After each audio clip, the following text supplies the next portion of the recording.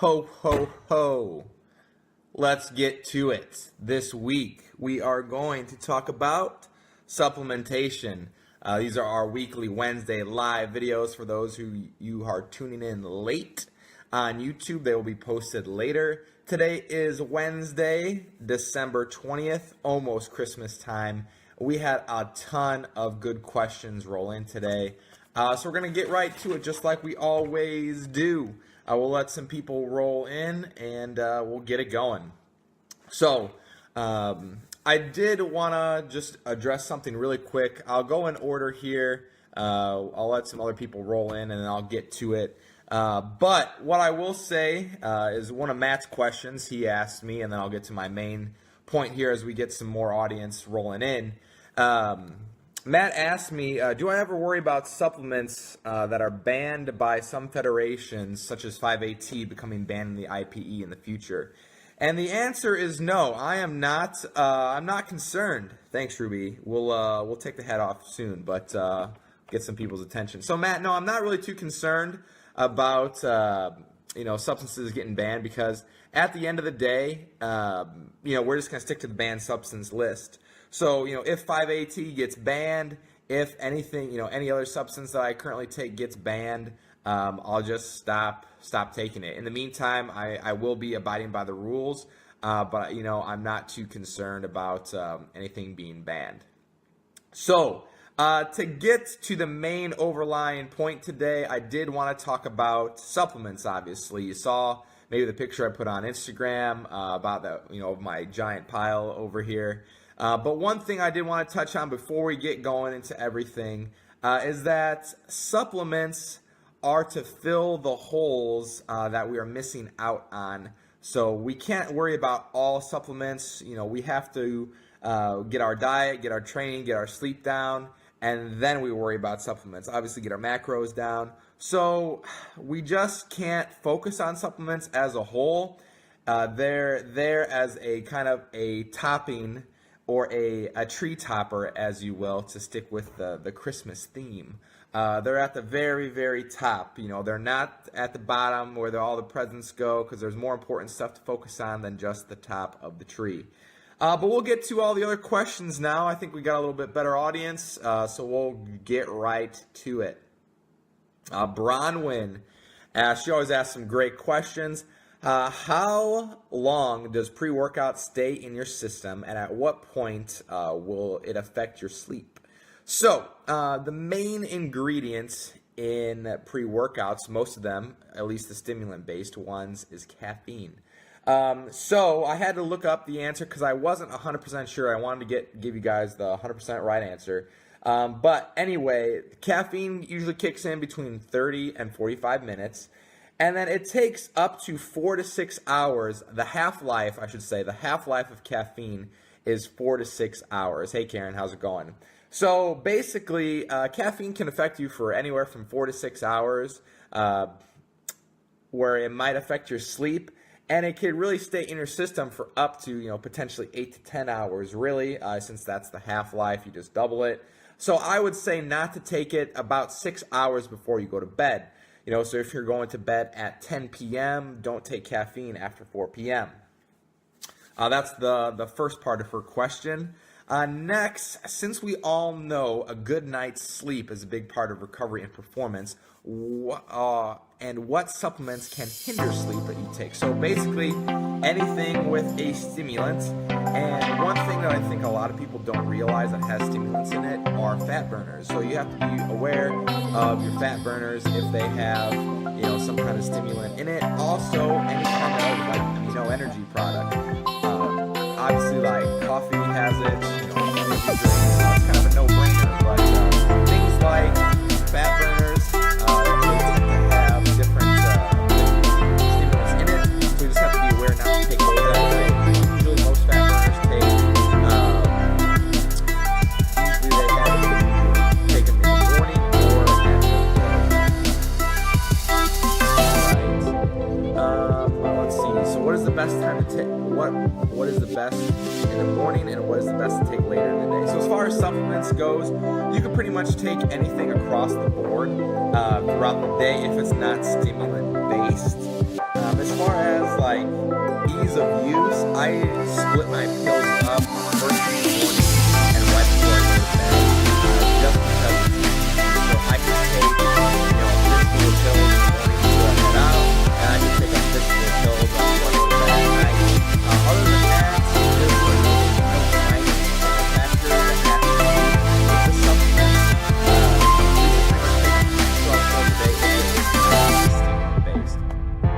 All right, Tommy asked, if you're not sponsored by a company, what supplements do you feel that are a must buy? So I wrote a few down. I would say creatine being number one, some kind of joint support being number two, fish oil being number three, and a multivitamin being number four. Those are not necessarily in order, but those are like the top four that I would recommend you start with, just because you could get the protein from whole foods. You don't necessarily need a pre-workout. You don't necessarily need any kind of pump agents. You don't necessarily need a test booster. So those are the kind of things that I would recommend. Creatine, joint support, fish oil, and a multivitamin. Those are the big four that I would say are must-haves. Tommy also asks, let's see here. Off-season versus contest prep. So I'm going to get to that a little bit later. All right. Julie asked, let's see here. Are there any supplements or vitamins that I would recommend specifically I was looking through that. I did have to do a little bit of research on this one, and it was kind of funny because I'm like, there's got to be something out there that they would recommend specifically for people, because there's specific companies out there that just market directly to women. They have BCAAs, they have protein, and I get it, like, maybe certain ladies that are a little bit smaller, they like in a protein or whatever, but I honestly cannot find definitive evidence that women need to take any other supplement from men. Obviously, they are not going to be on test boosters, but as far as women should take and men should not, across the board, if you look it up, women can take BCAAs, protein, they can take pre-workout pump agents, fat burners. It's pretty much across the board. We can take just about the same things. If you really want to get down to the nitty gritty, and I have my wife's multivitamin here, and I was looking at it. There's other things in there for healthy hair, smooth skin, and strong growth. So I could see maybe there's a couple of vitamins that maybe some women want to take a little bit more than others. But honest to God, it's pretty much the same thing across the board. But those are the big ones where I can see if women want healthy hair, skin, and nails, they would just take something along those lines. All right. JC asked, could I highlight the importance of good pump products? And I feel it's important to switch pre-workout. What are your thoughts? So, JC, I broke it down into a few ingredients for everybody, just so we could all know what to look for in pump products. And some of the big ones, I'm not saying that if your pump product doesn't have this in it, then it's garbage. But just some big ones are agmatine, citrulline, and hydromax. You want those to be in there. They don't all have to be in there. 1, 2, all 3, doesn't really matter. I would say that you'd want to see at least one of those in there. And then you want to look, and especially for supplements across the board, and I think this is very important to say, is that they have to be efficaciously dosed. So, for instance, I looked it up. I already knew it, but I just wanted to double check. The efficaciously dosed amount of citrulline is anywhere from about 6 to 8 grams. So if your pre-workout supplement has, let's say, 1 to 2 grams of citrulline, that's not efficaciously dosed. So you're going to want to find one that is. Same thing with Hydromax. The Hydromax efficaciously dosed is basically 1 to 2 grams. So that's kind of what you're looking for in your pump products. Now, I personally take Core Pump, but this video is not just pushing core supplements. It's about supplementation in general. So he says, another part of his question was switching pre-workouts. Now, I don't necessarily do that just because I do take Core Fury. Sometimes I do take Core ABCD though.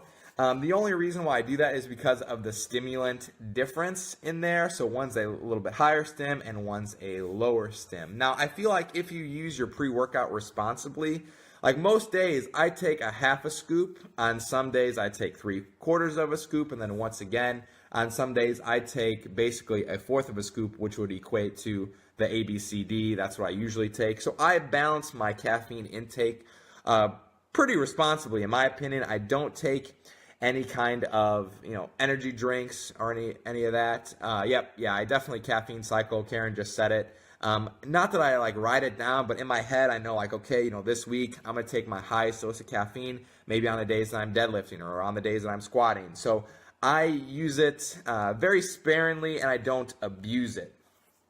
So JC, I don't necessarily switch up the actual pre-workout that I'm taking. I just switch up the dose. Jacob asks, is taking a CLA effective or not in your opinion? Now, I don't know a ton about CLAs and I had to do some research on them. But what I found was that there's a lot of different things across the board. Some people say they're great, they help you burn fat, and others say, they don't help at all. One thing I did see though was that they are effective in animals and not necessarily in humans. They haven't been 100% proven in humans. In animals like rats, they do a lot of testing on rats. They've shown to be effective, but not necessarily in humans. Now they did say that there's a very slight chance that it could help with fat burning. The only problem about CLAs, if I could say it right, that I don't like is that they claim to be a fat storage blocker. And that's not a thing. If you eat too much food, you're going to store fat. So as far as is a CLA worth it? I would put that at the end of your list. If you have money to blow, you could take a CLA if you're really desperate in prep. But honestly, I would just spend it on a fat burner or something. You could spend your money a little bit more wisely. Matt, I did already cover before about why it's important to not look at supplements as a whole. So that's what I did lead off my whole spiel about. So don't worry, I did get to that. And everybody, you can feel free to ask any other questions. I'm just going off of the questions that I got on Facebook today. Jen asked, let's see, I don't want to skip any. Actually, Jen, I'll get to that one in a sec. Lacey asked, if I could choose one supplement to take, what would it be? All right. And Lacey, that was a great question. It made me really think because I was like, damn, if I had to pick one of my supplements, what would it be? And, my initial thought was protein. Would it be protein? No, because, I could get enough protein in. Would it be a pre-workout? Not necessarily. Pump agent, BCA. And I went down the list and I always came back to one thing, and that was creatine. And I think that creatine, once again, it's the most studied supplement out there pretty much across the board. It's shown to show strength improvements, help with muscular endurance. I would say if I had to choose one supplement, it would just be straight up creatine monohydrate. And Melissa just asked, is creatine for women? Yep, absolutely. Everybody can take creatine. I talked about that in some previous videos. Today we're just focusing on supplementation, so that's perfect. Anywhere from 3 to 5 grams creatine. I take about 5 grams a day, depending on your weight. You could take up to 8 grams, maybe 10 if you're a lot more muscular person. But I just take 5 grams a day. Call it quits. You don't need to load it. You don't need to cycle off of it. It doesn't make you make you gain weight. It makes you hold water. And by holding water, it helps shuttle nutrients intramuscularly. So you don't need to worry about it. It's not going to make you fat. It's going to help with the muscle building process. All right. Lydia asked, what supplement do I see on the market that, in my opinion, should not exist? So that was a funny one that Lydia asked.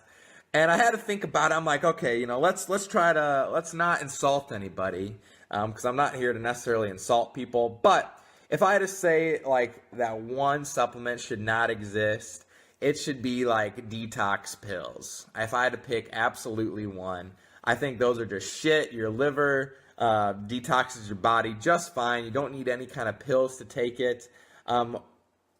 Because that's just totally false. Like you don't need those at all. All these other supplements, even the CLA that we talked about before, like might show some benefit to fat loss.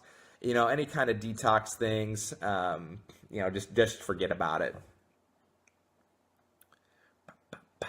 And Alex, I'm going to get to that one just in a sec, because that one actually came in on my Facebook earlier. So I'm just going to go in order so I don't forget. All right, Holly asks, what is my opinion on DIM? And DIM, for those of you who don't know, it pretty much just helps regulate hormones, particularly estrogen. So one of the products that I'm currently taking does have DIM in it. And basically what it does, it helps reduce, or I should say control bad estrogen, and especially for men. You don't want to have a lot of estrogen because that's going to make you a little bit more watery, a little bit more soft. So especially for men, it's definitely going to help. Even for ladies, just to control your estrogen levels. If you really want to get that hard look, you want to decrease your estrogen. I'm a fan of DIM. I'm currently taking it. On the scale of importance, if you are, like, let's say in a contest prep and you want to take DIM towards the end, I would say absolutely go for it. But yeah, DIM, I'm a fan of. This is my first time taking it. I think that it's going to be beneficial, especially at the end of contest prep. It just happens to be in the supplement that I'm taking too. Alex, no, I don't have any gifts today. Don't be fooled by the hat. I'm just feeling extra festive. 10 out of 10, Matt. Get out of here, Matt. All right. So Jen asked, oh wait, nope, I can't skip these questions. I have a bad habit of skipping questions. All right. Rachel asked, how much caffeine is too much caffeine? So I had to laugh at Rachel's question because I get this all the time.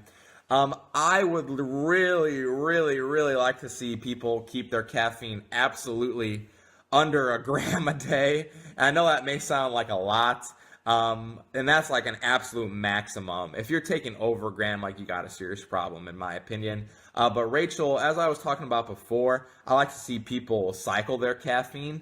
So on some days, maybe you are going to take 500 grams, and on another day you're going to take 125 milligrams. And then on the next day, you're going to take 300 milligrams. And I think I said grams there. So don't take 500 grams of caffeine. You'll probably die. So you're going to want to control the amount that you take on a day-to-day basis and schedule it out. Like if you have a lot of schoolwork to do on one day, maybe take a type of product that's going to be like an amino energy that doesn't have a ton of caffeine in it. Or, if you really got to hit it hard in the gym, maybe take your higher stimulant product that day. So I would recommend cycling it. And then, Rachel asked any negative side effects.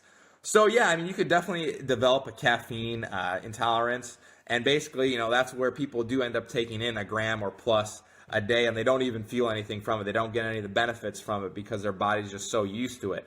Side effects, if you go off of it, you basically go through withdrawals, and that's not fun. I've actually never gone through that, and I don't want to go through that. So what I would really recommend is just watching your intake over the course of the week, bringing it down, bringing it up, and taking it very responsibly. All right, Jen asked, if budget was a factor for a client, can you list in order of priority of importance the list of supplements one should take in the off-season and competition season? So I think Tommy kind of asked this one in general, but Jen kind of narrowed it down a little bit, so we'll go with that one. And I did break it up a little bit, but once again, I found that more similar than different. So we'll break it down, and I did write them down. At least I think so. I got some notes here, so I didn't screw up. But anyway, one of them, let's see where I wrote it. I got a bunch of chicken scratch handwriting on here. So one thing, here we go. So protein across the board, I feel like you could take. More importantly, I would say during contest prep. just because your protein sources, you're eating more carbs, you could get more protein sources that are a little bit higher in fat in the off season. So that would be one, maybe towards the off season, mainly during contest prep, obviously like fat burners. And then number 2, BCAAs. I did see a couple BCAA questions roll in. When you're in a deficit, once again, the results are not 100% in on BCAAs. There's tests across the board. I believe in BCAAs. I take them every day. I take them year round.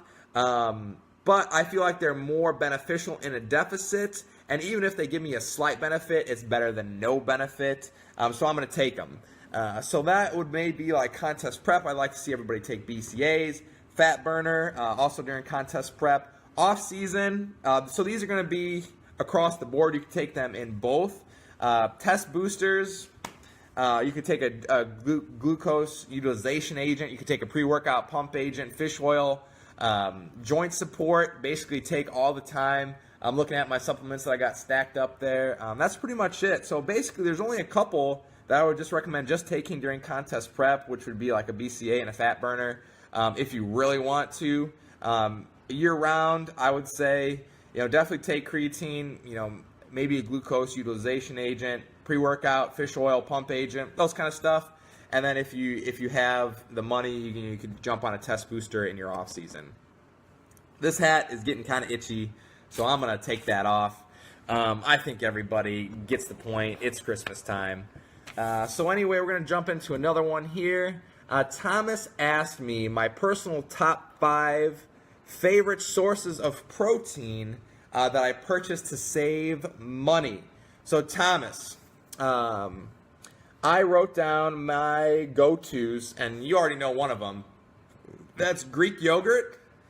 I eat a ton of chicken, lean beef. Pork tenderloin is actually very, very lean, so if anybody likes pork tenderloin, that is a great source. And then like top round steak is another great one. So those are like my 5 go-tos. Out of those, I probably eat the most Greek yogurt, chicken, and then beef. I don't really have pork tenderloin too much. I'm not a big fan of pork, and steak is a little bit more expensive, even though top round is still pretty good. But obviously chicken is the cheapest. I just like Greek yogurt in the morning and at dinner. And beef I have, once a day, once every other day. So those are my 5 main sources. All right. Thomas also asked me, what are my 2 favorite supplements? And I would say my 2 favorite supplements, so this isn't like the most effective necessarily. He asked me my favorite supplements, and those would be my pre-workout, which is Fury, and my pump agent, which is Core Pump.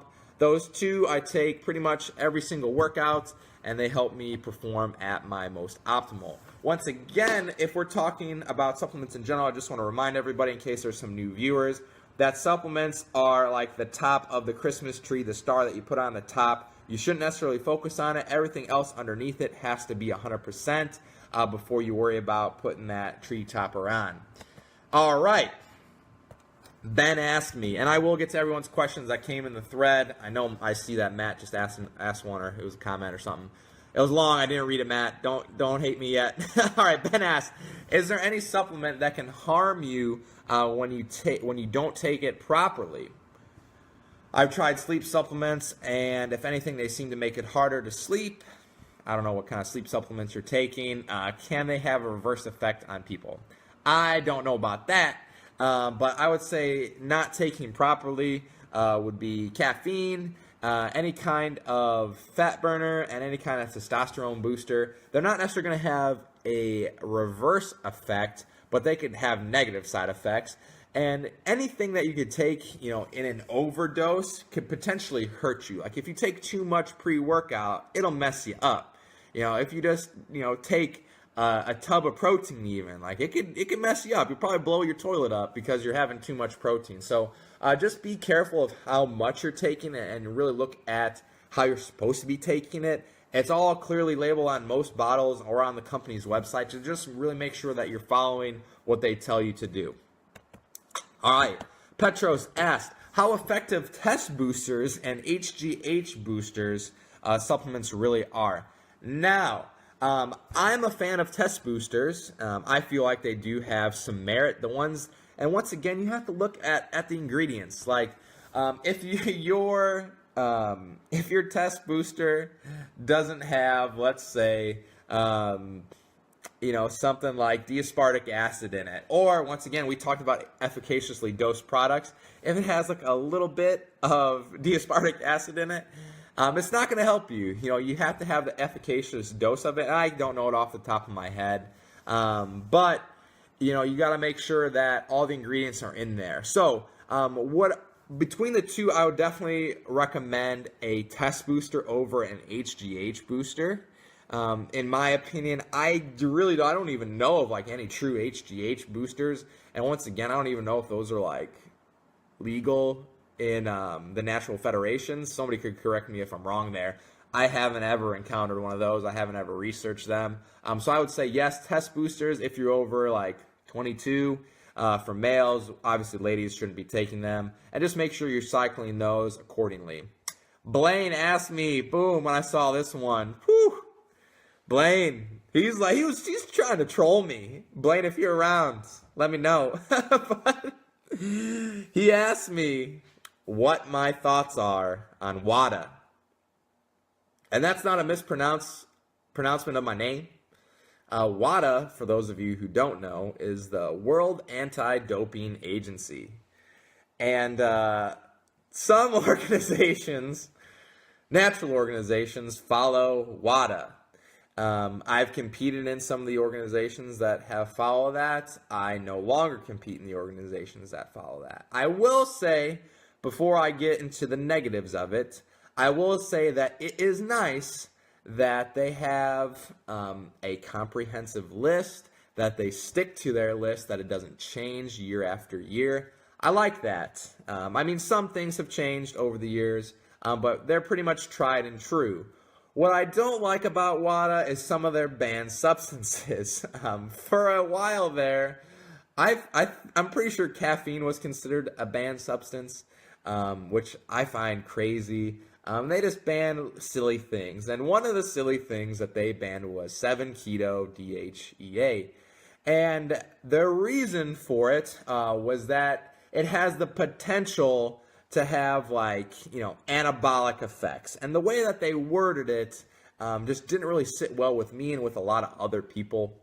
So when it says it has the potential to, it's like the downstream metabolite, way down the chain. And it's, if you can't give me a definite answer, then I feel like there's just a little bit of hurt feelings or something going on in the background. Like, if it's not proven, then don't worry about it. Obviously, a lot of the organizations have cleared and cut standards, which I'm fine with. I'm all about following the rules. I'm just not going to compete in the WADA-tested organizations because certain supplements that I take are WADA banned, and it is what it is. Am I an unnatural athlete? Absolutely not. I am just considered unnatural by WADA standards. So I could still compete in the NGA and the IPE, which I will mainly compete in, until if either of those two organizations changes their rules, which I doubt that they will. So those are my thoughts on WADA, Blaine. Thanks for the troll. All right. Ben asked me, is there any supplement besides BCAAs that you can take intra-workout? And I think this ties into one of Holly's. They were kind of back-to-back. And thoughts on intra-workout Carblin shake versus eating real food carbs. Is one better than the other? I definitely take intra-workout carbs. I drink mine. I feel like they're going to be absorbed into your system a little quicker. I don't know from the scientific standpoint how long whole food, let's say if you're having like candy, how long that is going to take to absorb into your system as opposed to like Carblin or dextrose. My guess, it is very minimal. And I know some people that just like to have like Sour Patch or Skittles or whatever and chew on it during their workout, pre-workout. A carb is a carb, the way that I look at it. And it's going to get into your system. And if it's dextrose or if it's Carblin or if it's Sour Patch Kids, in my book, they're all going to get absorbed quickly. So if you really like to eat your intra-workout carbs, your pre-workout carbs, go for it. I just prefer to drink mine. It's a little bit easier. I don't want to be eating things in the gym. But yeah, I would say that's quite all right. And Holly asked one more question, and I'm going to go back into everyone's that is in the thread. Holly asked, Yohimbine, is it all it's cracked up to be? Does it really help you lean out legs during contest prep? So, to answer Holly's first question, yes, Yohimbine is all it's cracked up to be. Once again, we just got to make sure we're taking the right dose and using it responsibly. Making sure that our diet is already on point, of course, because Yohimbine helps with fat loss. Now, second comment that Holly asked, does it help out lean out legs during contest prep? When I saw this roll in, that's a double-edged sword, Holly. So, it could potentially help you lean out your legs. It could potentially help you lean out your upper body. Our fat distribution comes off differently. So if you take Yohimbine, am I promising you that your legs are going to lean out? No. Your upper body might lean out. If I'm a guy and I really want it to come off my abs and my legs get lean, it's not going to help you necessarily lean out one specific body part. It might help you lean out as a whole, but it's one of those tools that you could use at the end of a contest prep. So yes, I am a fan of Yohimbine. Have I taken it before? No. During this upcoming contest prep, will I? Potentially. I'm not 100% on fat burners yet. I'm not even thinking about those. I'm still eating way too many carbs and not doing any cardio to be on any fat burners. Let's go back through some of these questions that I did see roll in, and then we'll wrap it up. All right. A lot of people like the hat that I was wearing, so I guess I'll put it back on. I think the viewers were higher when I had the hat on. Is that weird? A lot of people like the hat. I'll throw it back on. All right. Still going back through. All right, I said creatine for women. Alex. So, yeah, BCAAs, like I said, in a contest prep, you could definitely take them. I recommend testosterone supplements for sure. Just make sure they're efficaciously dosed. Boom.